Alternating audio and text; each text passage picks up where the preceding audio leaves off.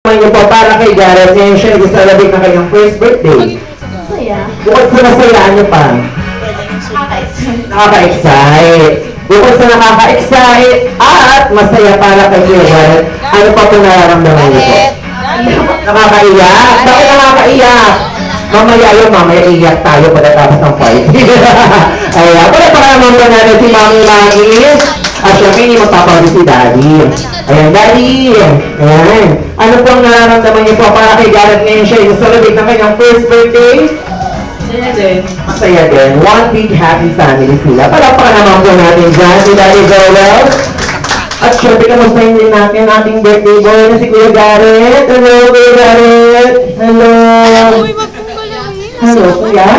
Alam niyo po ba, hindi po siya natulog kagabi. Yung birthday, sobrang excitement niya dito sa birthday party niya. Oo. Pero si na Mami at Daddy nakatulog. Ayan, sige. Bago natin simulan ng birthday party mo, Kuya Gareth, syempre, meron po tayong dasal or para i-bless ang ating birthday celebration ngayong araw na ito. So, inibitahan po namin ang lahat ng mga bisita ng ating birthday boy na si Gareth. Kayo po tayong lahat para sa ating opening prayer. Maraming salamat. And our opening prayer to be led by Ate Jason. Ate, umupo sila. Kuya, umupo. And let's bow our head and feel the presence of the Lord.